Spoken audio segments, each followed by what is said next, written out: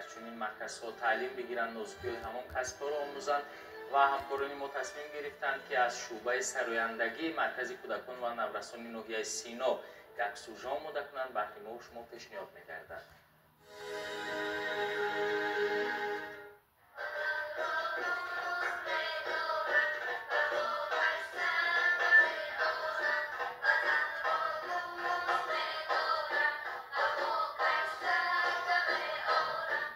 این گروه نورسان با ذوق ترانه وطن را زمزمه دارند. آنها این ترانه را در محفل سرایندگی مرکزی کودکان و نورسان ناحیه سینا اجرا می‌کنند. باید گفت که همه روزه درس و تمرین ها از جانب استادان حرفوی همین گونه یعنی شوق‌آور سپری می‌گردد.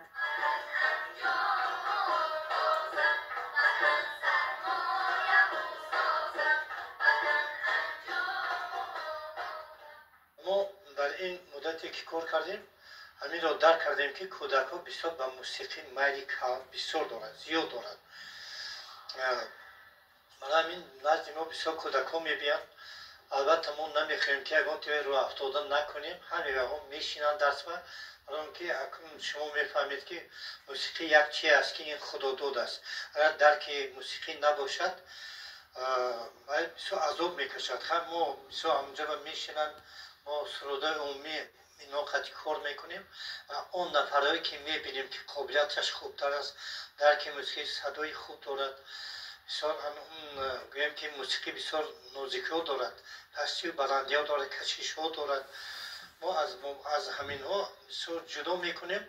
زیادتر اینا قطعی مثال ما درس میگذاریم، مشغولیت میگذاریم، فستیوال آزمانه پیشکش میکنیم.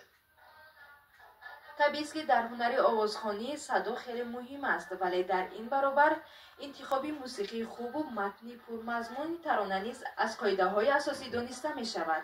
یعنی متن هر قدر مضمونی بلند داشته باشد، در خاطره شنونده همان قدر تیزتر و زیادتر می ایستد. از همین جاست که آموزگاران در انتخاب ترانه غزل و شعرهایی را انتخاب می نمایند که بیشتر در موضوع وطن دوستی، میهن پرستی مادر ایجاد شده باشند.